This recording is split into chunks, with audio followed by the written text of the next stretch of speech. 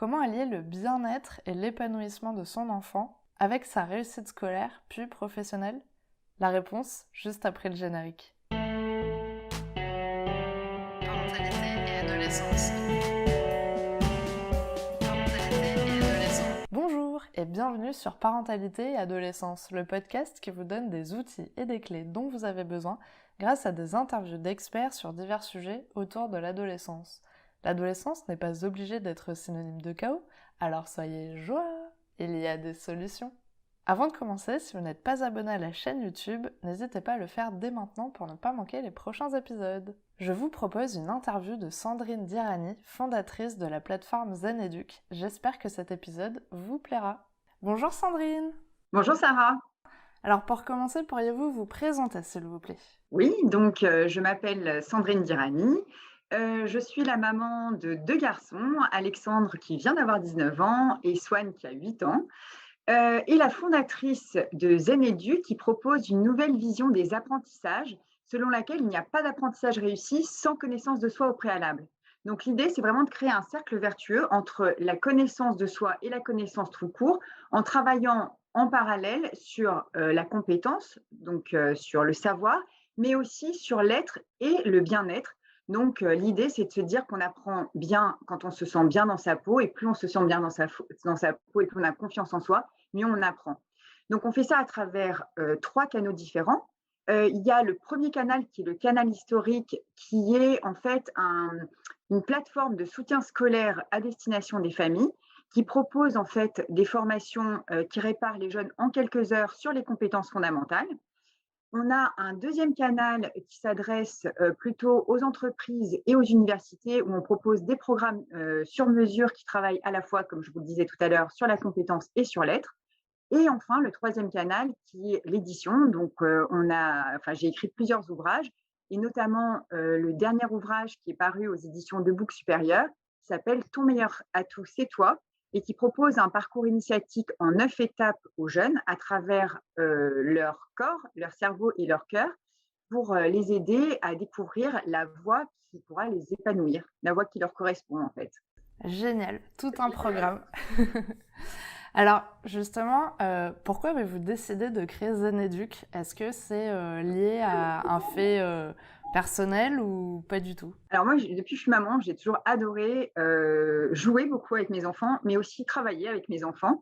Et il y a des moments où je me suis trouvée, disons, démunie, on va dire, par rapport à des difficultés spécifiques qu'ils rencontraient, et plutôt, on va dire, sur la confiance en eux. C'est-à-dire qu'ils avaient du mal à prendre confiance en eux pour leurs apprentissages, surtout mon aîné. Et c'est en le faisant travailler à un moment que je me suis dit, mais je ne trouve pas de méthode qui travaille vraiment sur la compétence. Donc, quand on a à acquérir de l'orthographe pour mieux écrire, ou bien s'améliorer en capacité rédactionnelle, c'est vraiment une compétence fondamentale qui convient d'acquérir. Mais si c'était pour redonner des cours classiques, alors qu'il avait des profs qui étaient somme toute très bons à l'école, il n'y avait pas vraiment de valeur ajoutée.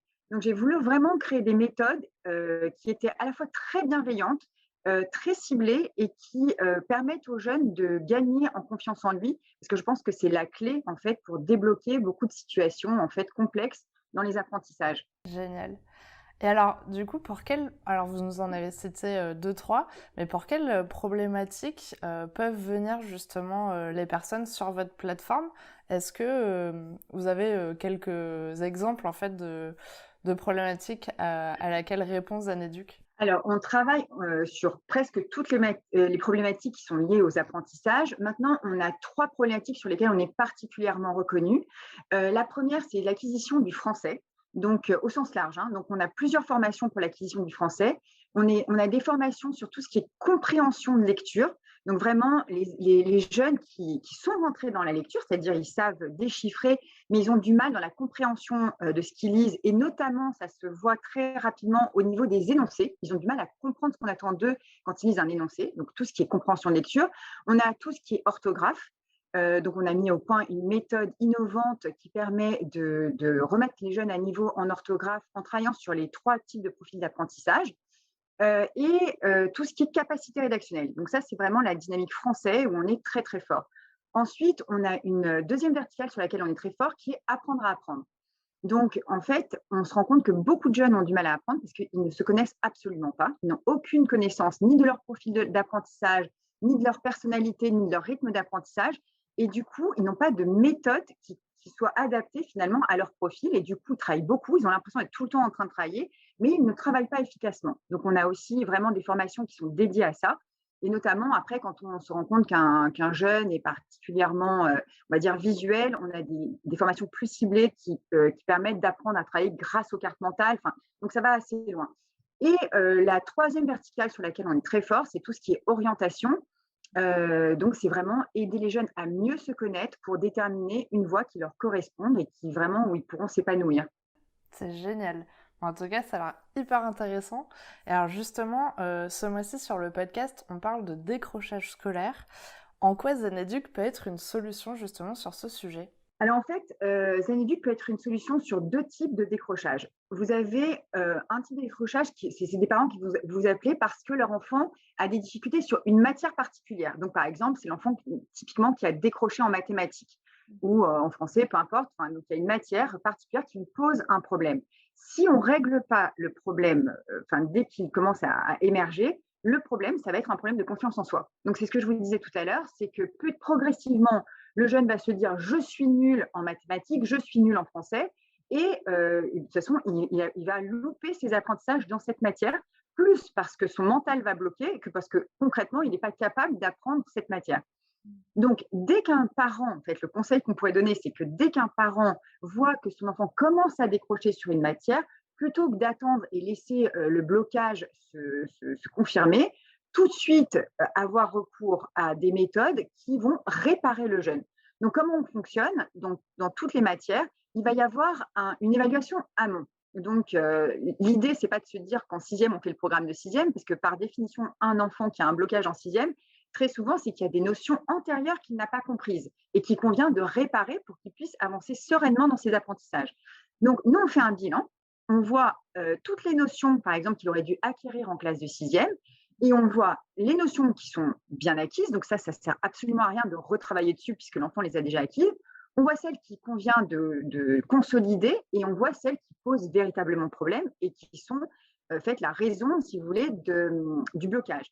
Et on répare en quelques heures. Donc, on dit aux parents, voilà, il va nous falloir tant d'heures pour pouvoir remettre votre enfant à niveau. Et l'idée, après, c'est vraiment de le laisser continuer en toute autonomie. Parce que ce qu'on dit chez Zeneduc, c'est que Zeneduc, c'est un tremplin, ce n'est pas une béquille. En gros, si vous dites à un enfant, tu as un blocage, tu as un problème en mathématiques, et que de la sixième à la terminale, en fait, vous lui donnez des cours particuliers de mathématiques, le message subliminal que vous lui faites passer, c'est tu n'es pas bon en mathématiques et tu ne peux pas t'en sortir tout seul. Donc, on va te donner cette béquille tout au long de ta scolarité. Donc, qu'est-ce qu'il va retenir, lui? Je suis nul en maths. En fait, je ne sais pas m'en sortir si je n'ai pas cette béquille en mathématiques. Alors que nous, on dit exactement l'inverse. On dit, personne n'est nul en maths. On va identifier vraiment d'où vient ta problématique, on va la réparer et tu pourras continuer en toute autonomie. Donc, c'est un tremplin. Donc ça, c'est le premier type de blocage, c'est quand il est lié à une matière spécifique. J'ai envie de dire, c'est pas grave, c'est assez circonscrit dans une matière. Après, il y a le blocage plus général. Donc là, en général, il y a plusieurs choses qui se passent. Ça veut dire qu'on a déjà vraiment atteint la confiance en soi. Donc ça peut être que l'enfant a un peu décroché partout, dans toutes les matières. Ça peut être qu'il y a du harcèlement scolaire et que du coup, il ne se sent pas à l'aise à l'école. Il peut y avoir une phobie scolaire. Donc là, moi, ce que je trouve essentiel, c'est vraiment de pouvoir échanger avec les parents. Donc, moi, je parle avec tous les parents en amont des formations, c'est essentiel pour essayer de déterminer d'où vient le blocage. Est-ce que c'est un travail, par exemple, transverse qu'il faut faire, ce qu'on disait tout à l'heure sur apprendre à apprendre, aider le jeune, le remotiver parce qu'il a perdu du sens, il ne trouve plus de sens à ses apprentissages. Donc, il convient en fait de le remotiver avec du coaching scolaire et puis de lui donner les bonnes méthodes pour qu'il puisse s'en sortir. Donc ça peut être une des options. Est-ce que c'est quelque chose de plus profond où il convient qu'il soit aidé en parallèle pour reprendre confiance en lui? C'est aussi un autre type d'accompagnement. Donc c'est vrai que le travail conjointement avec la famille, travailler conjointement avec les parents va être essentiel pour aider le jeune qui décroche. Alors, moi je le sais, mais c'est vrai que les auditeurs le savent pas forcément. Zeneduc, c'est qui derrière? Parce qu'il y a vous, et du coup, vous avez, je me souviens, vous m'avez expliqué que vous avez au téléphone tous les parents avant de pouvoir procéder justement au parcours Zen Educ.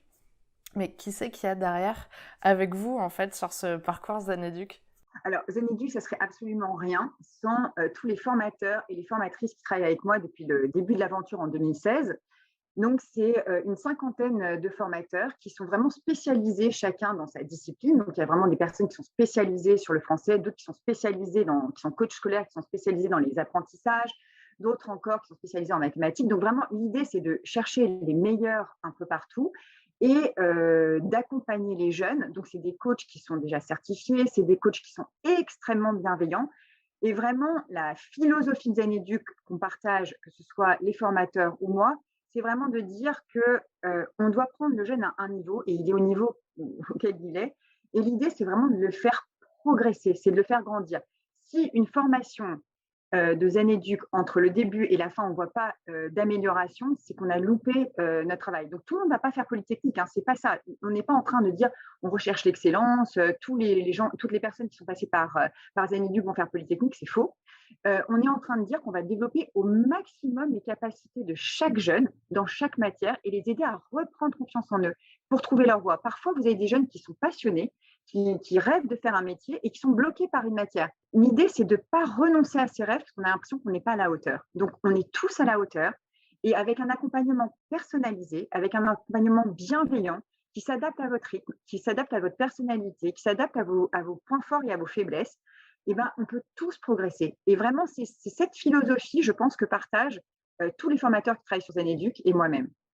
Et en plus, ce qui est intéressant, c'est que c'est vraiment personnalisé, comme vous l'avez dit. Il n'y a pas un parcours type, et puis la personne arrive sur la plateforme et suit un chemin prédéfini. C'est vraiment à chaque fois, en fonction de la problématique, vous prenez le temps justement de connaître les besoins de la personne, les problématiques, pour trouver le parcours qui lui sera le plus adapté. C'est bien ça? Exactement. En fait, on est vraiment tous des êtres humains uniques. On a tous nos angoisses, nos freins, nos forces, qui vient vraiment de capitaliser sur les forces de chacun et puis de comprendre ce qui peut éventuellement créer un blocage. Donc, avec beaucoup de respect, avec beaucoup de douceur, essayer d'accompagner les gens à progresser, à s'élever, à grandir pour pouvoir se réaliser en fait. Hein. Le but de Zen Educ à la fin, c'est de se dire que les jeunes vont pouvoir trouver leur voie et se réaliser. Donc c'est vraiment ce parcours complètement effectivement personnalisé qu'on propose. Et c'est vraiment aussi ce conseil et cet accompagnement aux parents. Il me tient à cœur de parler à chacun des parents parce qu'il y a beaucoup de formations sur le site. Et en fonction du blocage que je vais ressentir en les faisant parler, quand j'arrive pas à déterminer, je continue à les faire parler jusqu'à ce qu'on ait réussi à déterminer la formation qui convient ou le parcours de formation qui convienne.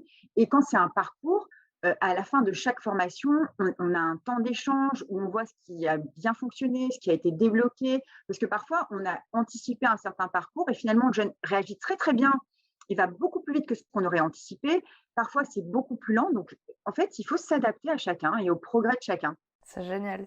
Et alors justement, est-ce que vous pouvez nous donner des petits exemples de réussites qui vous ont marqué depuis la création de Zen Educ?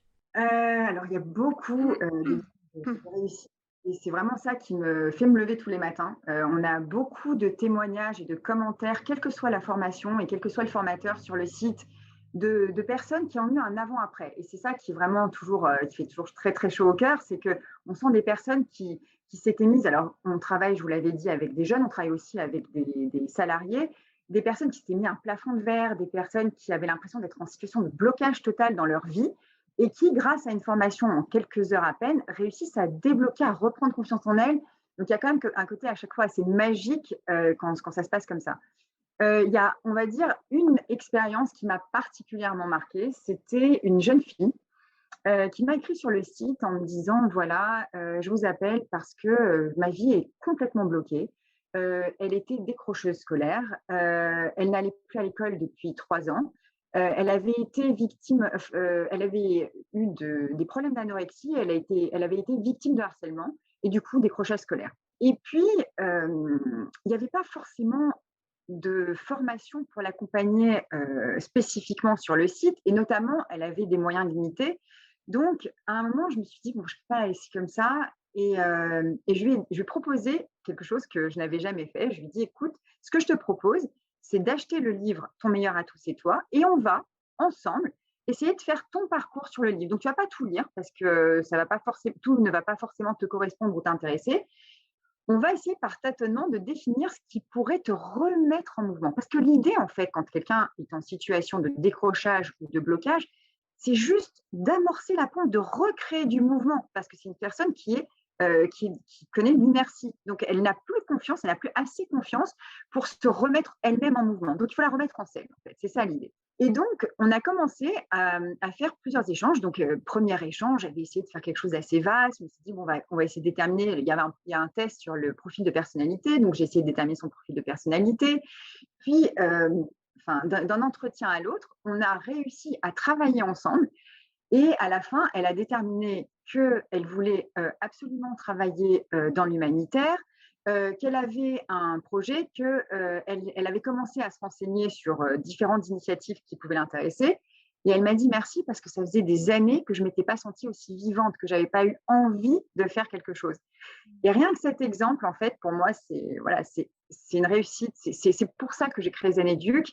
Et pour moi, voilà, ça vaut tout l'or du monde. Donc, je pense qu'on a toujours tendance à vouloir arriver à un résultat, alors que la seule chose qui compte, c'est de remettre les gens en mouvement.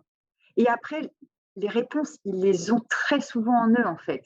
Mais il faut combattre l'inertie. C'est un très bel exemple en tout cas. Je me souviens aussi qu'on avait échangé par téléphone et vous m'avez donné un exemple qui m'a beaucoup marqué par rapport à une petite fille. Donc là, c'était pas forcément une adolescente, mais c'était une petite fille. Justement, je crois que la maîtresse avait des soupçons sur peut-être... elle pensait peut-être qu'elle avait des troubles autistiques. Oui, Et c'est en vrai. fait, vous l'avez complètement débloqué et j'ai trouvé que l'histoire était fantastique. Est-ce que vous pouvez nous la raconter un petit peu, s'il vous plaît? Oui, tout à fait. C'est une maman qui m'appelle vraiment totalement paniquée en me disant que sa petite fille qui a 3 4 ans, qui vient de rentrer à l'école, a des grosses difficultés. Elle a été convoquée par la maîtresse qui lui dit qu'elle soupçonne des troubles autistiques parce que l'enfant n'est pas rentré dans la parole, donc elle s'exprime extrêmement mal et elle fait toujours caca sur elle. Donc c'est problématique pour l'entrée à la maternelle. Donc, bien sûr, la maman totalement désemparée. Et là, je l'ai mise en relation avec une formatrice qui est spécialisée dans tout ce qui est remédiation cognitive, donc qui voit justement à quel moment il a pu y avoir un blocage au niveau du cerveau et elle répare ces blocages. Et parfois, c'est tout simplement lié à l'univers familial, à la façon dont on élève son enfant, à la façon dont on répond à ses moindres demandes sans même qu'il les ait formulées. Et en 4 heures à peine, en fait, la formatrice a réussi, en échangeant avec la mère, de concert avec la mère, à voir que la pauvre petite fille n'avait aucun trouble autistique et elle a retrouvé l'usage de la parole. Donc, elle a commencé à rentrer dans la parole. Et effectivement, ça, c'est le genre de cas qui est totalement marquant parce que si on n'était pas intervenu à ce moment-là, on rentrait dans un cycle infernal de la maîtresse qui pense que, mais sans mauvaise intention, c'est-à-dire elle voit une petite fille qui n'est pas, qui pas rentrée dans la parole, forcément, elle se pose des questions. Qui interroge la mère parce qu'elle veut éveiller la conscience de la mère sur la problématique.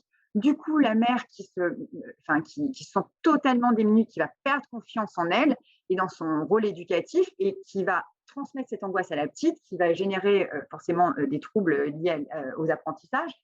Donc, on voit qu'on peut déjouer très tôt des blocages si on met le doigt dessus, si on accepte de les nommer et si on a effectivement les bonnes personnes qui peuvent intervenir pour nous aider. Ouais, je me souviens quand vous m'avez raconté cette histoire, je me suis dit, waouh, enfin, vous lui avez un peu sauvé la vie, quoi. Finalement, elle aurait pu aussi, ça aurait pu prendre des proportions énormes et elle aurait pu se retrouver dans une école spécialisée ou suivre tout un circuit qui aurait été complètement dingue pour elle, alors que finalement, il y avait quelque chose à faire et c'était réparé. Exactement, exactement. C'est pour ça que je pense que quand on prend les choses très tôt, quand on arrive à identifier qu'il y a quelque chose qui dysfonctionne, ou au niveau en fait des apprentissages purs et durs, ou bien au niveau vraiment du bien-être, nos enfants, comme nous, en fait. On s'autorise parfois à aller pas bien. Enfin, je veux dire, on a des matins, on se réveille, on a mal à la tête, on a le cœur lourd, on en a plein le dos et on s'autorise très peu d'ailleurs à l'identifier et à le nommer. Enfin, en France, on est très dans le mental, on est très au niveau du cerveau et on laisse peu émerger nos émotions parce que bon, on va pas parler de tout ça, et puis on met un petit voile dessus et on avance. Mais en fait, les émotions qu'on a tendance à dénigrer nous délivrent beaucoup de messages en fait sur notre bien-être, sur la façon dont on se sent profondément. Et comment voulez-vous, par exemple, qu'un enfant qui ne se sent pas bien puisse apprendre efficacement? Son cerveau n'est pas disponible pour les apprentissages. Donc, j'ai coutume de dire, imaginons un jeune, parce que c'est plus marquant au niveau de l'adolescence, mais en fait, c'est vrai à tous les âges et même à l'âge adulte. Mais imaginons un jeune qui vient de se faire larguer par sa petite copine. Ou bien un autre dont le meilleur ami est dans la drogue, en fait, et vient d'avoir une overdose. Mais comment voulez-vous qu'il ait envie de travailler? Comment pensez-vous que son cerveau va être disponible pour les apprentissages? Donc, on peut décider que c'est moins important que ses études, mais ce n'est pas vrai. Il faut considérer l'être humain dans sa globalité et on est à la fois toute la somme de nos émotions qui convient d'adresser parce que c'est des besoins sous-jacents qui émergent et qu'il convient d'adresser. On est un cerveau avec effectivement une capacité à apprendre, à progresser et tout ça. Et on est aussi un cœur, c'est-à-dire qu'on a tous au fond de nous des rêves, des aspirations qui nous donnent envie d'avancer. Très souvent, quand on a des jeunes qui sont en décrochage scolaire ou des parents qui nous appellent parce que leur ado ne veut plus bosser, c'est très souvent parce qu'ils ne sont plus motivés. Mais pourquoi ils ne sont pas motivés? On dit oui, il est démotivé, il ne fait rien. Mais s'il ne trouve pas de sens à ses apprentissages, comment voulez-vous qu'il soit motivé? Et s'il ne se connaît pas, s'il ne sait pas qui il est, ce qui le met en branle, ce qui lui donne envie d'avancer, ce qui le fait rêver, ben, comment voulez-vous qu'il trouve du sens? Donc en fait, c'est vraiment toute la question de la connaissance de soi qui paraît annexe. On va bosser, bosser, on va faire des heures de plus de mathématiques, de français. Non, si on ne sait pas qui on est, si on ne sait pas ce qu'on veut, on va se louper dans son orientation. On ne va pas trouver les éléments de motivation pour se réveiller le matin. Et on est dans une société qui a énormément changé. Les jeunes aujourd'hui ont besoin de sens, même dans leur boulot plus tard. C'est-à-dire que ce n'est pas seulement au niveau de leurs apprentissages pour être motivés, mais finalement, le pouvoir, l'argent, ça les motive évidemment, mais être dans des sociétés à impact, avoir des projets qui ont du sens pour eux, avoir un impact sur la société, c'est quelque chose qui les motive véritablement. Donc, on doit s'adapter et ça doit commencer très tôt, du coup, cette connaissance de soi. Alors c'est génial parce que c'est un super message, mais alors justement on arrive à la question pour les auditeurs. Alors est-ce que vous avez envie de transmettre un message aux personnes qui nous écoutent aujourd'hui? Alors le message que j'aime bien transmettre, c'est oser. Oser parce que il y a beaucoup de croyances limitantes. Je pense que notre plus grand ennemi, enfin notre meilleur atout, c'est toi, ça c'est le livre, mais notre plus grand ennemi, c'est aussi nous. On a beaucoup, beaucoup de peur au fond de nous. On a beaucoup de croyances limitantes. Je suis pas à la hauteur, j'y arriverai jamais, les autres sont meilleurs que moi, mais ça n'a pas de sens, je vais pas gagner ma vie avec ça. Mais si on essayait de transformer ces croyances limitantes en croyances aidantes et qu'on osait plus, ben je suis sûre qu'on irait beaucoup plus au bout de nos rêves. C'est un très beau message, merci beaucoup. Alors, pour finir, comment pouvons-nous vous contacter et est-ce que vous êtes présente sur les réseaux? Alors, je suis présente et au niveau de Zen Educ et au niveau de mon nom, enfin, Sandrine Dirani, sur Facebook, Instagram et LinkedIn. Donc, je suis facilement joignable. Et sinon, mon mail, c'est très facile, c'est sandrine@zeneduc.com. Donc, c'est assez facile de me contacter et c'est important, si les parents se posent des questions, qu'ils n'aillent pas forcément directement, enfin qu'ils puissent regarder sur le site, ça c'est super, hein, qu'ils voient ce qui leur parle, qui ne leur parle pas, mais qu'ils n'hésitent pas à me contacter, qu'ils n'hésitent pas à avoir des conseils. Parfois, ils ont juste besoin d'être écoutés, parfois, ils ont juste besoin d'être rassurés. Il y a des parents parfois qui m'appellent et quand je les écoute, je leur dis, votre enfant est super jeune, est-ce qu'on ne lui laisse pas un peu de temps pour grandir, pour voir si éventuellement les choses ne peuvent pas se régler d'elles-mêmes? Ce n'est pas la peine non plus d'assommer nos enfants avec des formations, des cours particuliers si on n'en a pas véritablement besoin. Donc, parfois, l'idée, c'est juste, par exemple, de parler avec le parent et puis de se dire, on se rappelle dans un an. Si à un moment, ça ne va pas du tout, au bout de 6 mois, évidemment, ils peuvent me rappeler. Mais sinon, on peut se laisser un an et puis se recontacter tranquillement pour voir si l'enfant, de lui-même, ne trouve pas en lui-même les ressources pour y arriver. Génial. En tout cas, merci beaucoup d'avoir accepté mon invitation sur le podcast. Je suis vraiment ravie de cet échange et de cette découverte. J'espère que les personnes qui nous écoutent seront ravies également de découvrir Zen et surtout n'hésitez pas à le partager auprès de parents qui pourraient en avoir besoin. Merci beaucoup. Merci d'avoir regardé la vidéo jusqu'au bout, j'espère qu'elle vous a plu. N'hésitez pas à la partager auprès d'un parent qui pourrait en avoir besoin et on se retrouve la semaine prochaine pour un nouvel épisode. À bientôt.